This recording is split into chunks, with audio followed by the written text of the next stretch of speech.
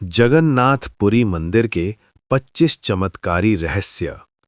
भारतीय राज्य उड़ीसा में हिंदुओं की प्राचीन और पवित्र 7 नगरियों में से एक पुरी में स्थित जगन्नाथ मंदिर को बहुत ही प्राचीन माना जाता है। यहाँ पर प्रतिवर्ष आषाढ़ माह की शुक्ल पक्ष की दूज से 9 रथ यात्रा प्रारंभ होती है, जिसमें शामिल होने के लिए देश विदेश से लाखों भक्त आते हैं। आओ जानते हैं इस जगह और मंदिर के बारे में 25 रोचक जानकारी। 1. कब बना था ये मंदिर? इस मंदिर को सतयुग के राजा इंद्रद्युम्न ने बनवाया था। समय समय पर इस मंदिर का जीर्णोद्धार होता रहा। इस मंदिर का सबसे पहला प्रमाण महाभारत के वन पर्व में मिलता है। वर्तमान में जो मंदिर है वह 7वीं सदी में बनवाया था। हालांकि इस मंदिर का निर्माण ईसा पूर्व 2 में भी हुआ था। यहाँ स्थित मंदिर 3 बार टूट चुका है। 1174 ईस्वी में उड़ीसा शासक अनंग भीमदेव ने इसका जीर्णोद्धार करवाया था। मुख्य मंदिर के आसपास लगभग 30 छोटे बड़े मंदिर स्थापित हैं। 2. नीलमाधव। ब्रह्म और स्कंद पुराण के अनुसार यहाँ भगवान विष्णु पुरुषोत्तम नीलमाधव के रूप में अवतरित हुए और सबर जनजाति के परम पूज्य देवता बन गए। ज्येष्ठ पूर्णिमा से आषाढ़ पूर्णिमा तक सबर जाति के दैतापति जगन्नाथ जी की सारी रीतियां करते हैं। 3. श्री हरि विष्णु पूजे गए राम के रूप में। पुरुषोत्तम हरि को यहाँ भगवान राम का रूप माना गया है।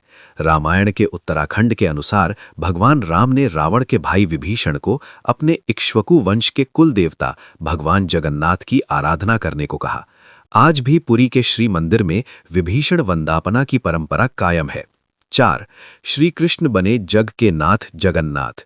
बाद में नीलमाधव को श्री हरि विष्णु के 8वें अवतार श्री कृष्ण के रूप में पूजा जाने लगा। साथ ही उनके बड़े भाई बलभद्र और बहन सुभद्रा को भी पूजा जाने लगा। इसके पीछे भी एक कथा है। 5. सभी दिशाओं से होती है इस क्षेत्र की रक्षा। स्कंद पुराण के अनुसार पुरी एक दक्षिणवर्ती शंख की तरह है और यह 16 किलोमीटर क्षेत्र में फैला है। माना जाता है कि इसका लगभग 2 कोस क्षेत्र बंगाल की खाड़ी में डूब चुका है। इसका उदर है समुद्र की सुनहरी रेत, जिसे महोदधि का पवित्र जल धोता रहता है। सिर वाला क्षेत्र पश्चिम दिशा में है, जिसकी रक्षा महादेव करते हैं। शंख के दूसरे घेरे में शिव का दूसरा रूप ब्रह्म कपाल मोचन विराजमान है। माना जाता है कि भगवान ब्रह्मा का एक सिर महादेव की हथेली से चिपक गया था और वो यहीं आकर गिरा था।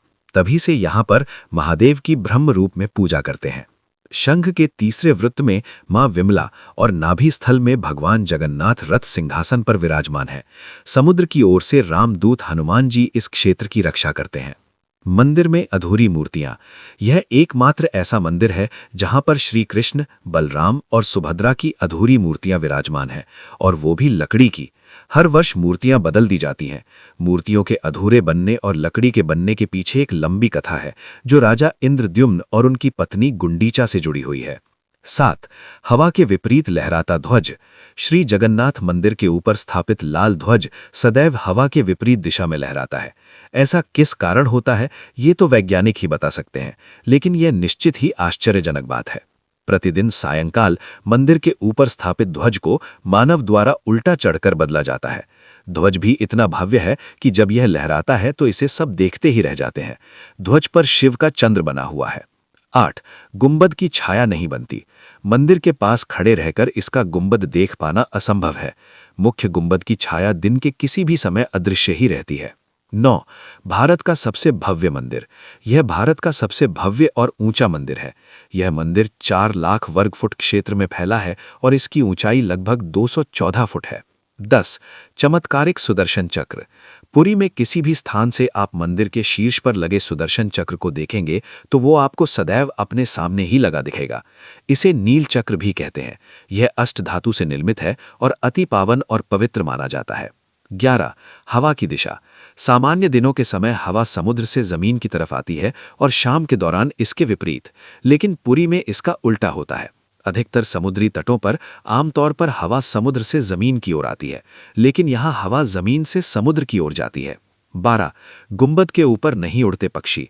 मंदिर के ऊपर गुंबद के आसपास अब तक कोई पक्षी उड़ता हुआ नहीं देखा गया। इसके ऊपर से विमान नहीं उड़ाया जा सकता। मंदिर के शिखर के पास पक्षी उड़ते नजर नहीं आते, जबकि देखा गया है कि भारत के अधिकतर मंदिरों के गुंबदों पर पक्षी बैठ जाते हैं या आसपास उड़ते हुए नजर आते हैं। हालांकि यह भी कहा गया है कि जिस दिन ऐसी घटना घटेगी समझना अशुभ समय प्रारंभ हो गया है। 13 दुनिया का सबसे बड़ा रसोई घर। 500 रसोइये 300 सहयोगियों के साथ बनाते हैं भगवान जगन्नाथ जी का प्रसाद। लगभग 20 लाख भक्त कर सकते हैं यहाँ भोजन। मंदिर के अंदर पकाने के लिए भोजन की मात्रा पूरे वर्ष के लिए रहती है। प्रसाद की एक भी मात्रा कभी भी व्यर्थ नहीं जाती। कहा जाता है कि मंदिर में प्रतिदिन प्रसाद 20,000 लोगों के लिए ही बनाया जाता है, लेकिन त्योहार वाले दिन 50,000 लोगों के लिए बनाया जाता है। लेकिन कहा जाता है कि यदि किसी दिन लाखों लोग भी आ जाएं तो भी वह प्रसाद ग्रहण करके ही जाते हैं। 14 अजीब तरीके से ही पकता है चावल। मंदिर की रसोई में प्रसाद पकाने के लिए 7 बर्तन एक दूसरे पर रखे जाते हैं और सब कुछ लकड़ी पर ही पकाया जाता है। इस प्रक्रिया में शीर्ष बर्तन में सामग्री पहले पकती है, फिर क्रमशः नीचे की तरफ एक के बाद एक पकती जाती है, अर्थात सबसे ऊपर रखे बर्तन का खाना पहले पक जाता है ना चमत्कार। 15 समुद्र की ध्वनि। मंदिर के सिंहद्वार में पहला कदम प्रवेश करने पर ही मंदिर के अंदर से आप सागर द्वारा निर्मित किसी भी ध्वनि को नहीं सुन सकते। आप एक कदम को पार करें तब आप इसे सुन सकते हैं। इसे शाम को स्पष्ट रूप से अनुभव किया जा सकता है। 16 बाहर की दुर्गंध भी भीतर नहीं आती। इसी तरह मंदिर के बाहर स्वर्ग द्वार है, जहां पर मोक्ष प्राप्ति के लिए शव जलाए जाते हैं, लेकिन जब आप मंदिर से बाहर निकलेंगे तभी आपको लाशों के जलने की गंध महसूस होगी। 17 रूप बदलती मूर्ति। यहाँ श्री कृष्ण को जगन्नाथ कहते हैं। जगन्नाथ के साथ उनके भाई बलभद्र और बहन सुभद्रा विराजमान है। तीनों की ये मूर्तियां काष्ठ की बनी हुई हैं। यहाँ प्रत्येक 12 साल में एक बार होता है प्रतिमा का नव कलेवर। मूर्तियां नई जरूर बनाई जाती हैं, लेकिन आकार और रूप वही रहता है। कहा जाता है कि उन मूर्तियों की पूजा नहीं होती, केवल दर्शनार्थ रखी गई है। 18 विश्व की सबसे बड़ी रथ यात्रा। आषाढ़ माह में भगवान रथ पर सवार होकर अपनी मौसी रानी गुंडीचा के घर जाते हैं। यह रथ यात्रा 5 किलोमीटर में फैले पुरुषोत्तम क्षेत्र में ही होती है। रानी गुंडीचा भगवान जगन्नाथ के परम भक्त राजा इंद्रद्युम्न की पत्नी थी, इसीलिए रानी को भगवान जगन्नाथ की मौसी कहा जाता है। अपनी मौसी के घर भगवान 8 दिन रहते हैं। आषाढ़ शुक्ल दशमी को वापसी की यात्रा होती है। भगवान जगन्नाथ का रथ नंदी घोष है, देवी सुभद्रा का दर्प दलन है और भाई बलभद्र का रक्ष तल ध्वज है। पुरी के गजपति महाराज सोने की झाड़ू बुहारते हैं, जिसे छेरा पहरन कहते हैं। 19 हनुमान जी करते हैं जगन्नाथ की समुद्र से रक्षा। माना जाता है कि 3 बार समुद्र ने जगन्नाथ जी के मंदिर को तोड़ दिया था। कहते हैं कि महाप्रभु जगन्नाथ ने वीर मारुति यानी हनुमान जी को यहाँ समुद्र को नियंत्रित करने हेतु नियुक्त किया था, परंतु जब तब हनुमान जी भी जगन्नाथ, बलभद्र एवं सुभद्रा के दर्शनों का लोभ संवरण नहीं कर पाते थे। वे प्रभु के दर्शन के लिए नगर में प्रवेश कर लेते थे। ऐसे में समुद्र भी उनके पीछे नगर में प्रवेश कर जाता था। केसरी नंदन हनुमान जी की इस आदत से परेशान होकर भगवान जगन्नाथ महाप्रभु ने हनुमान जी को यहाँ स्वर्ण बेड़ी से आबद्ध कर दिया। यह जगन्नाथपुरी में ही सागर तट पर बेड़ी हनुमान का प्राचीन एवं प्रसिद्ध मंदिर है। भक्त लोग बेड़ी में जकड़े हनुमान जी के दर्शन करने के लिए आते हैं। 20 हनुमान जी ने समुद्र की आवाज को भीतर जाने से रोक दिया। एक बार नारद जी ने हनुमान जी को बताया कि समुद्र की आवाज के कारण प्रभु मंदिर के भीतर सो नहीं पाते हैं। तब हनुमान जी ने क्रोधित होकर समुद्र देव को वहां से दूर हटने को कहा। इस पर समुद्र देव ने प्रकट होकर कहा कि मेरी आवाज तो आपके पिता पवन देव के कारण ही चारों दिशाओं में जाती है, आप उनसे विनती करें। तब हनुमान जी पवन देव से इस आवाज को रोकने का कहते हैं। तब पवन देव कहते हैं कि पुत्र, ये संभव नहीं है, परंतु तुम्हें एक उपाय बताता हूं कि तुम्हें मंदिर के आसपास ध्वनि रहित वायु कोशीय वृत्त या विवर्तन बनाना होगा। हनुमान जी समझ गए। तब हनुमान जी ने अपनी शक्ति से खुद को 2 भागों में विभाजित किया और फिर वे वायु से भी तेज गति से मंदिर के आसपास चक्कर लगाने लगे।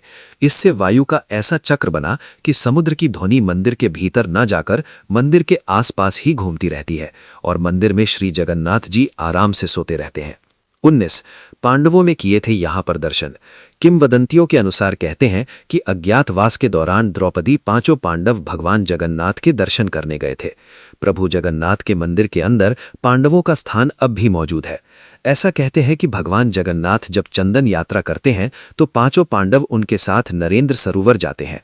आज भी श्री मंदिर में 21 दिवसीय चंदन यात्रा का आयोजन होता है।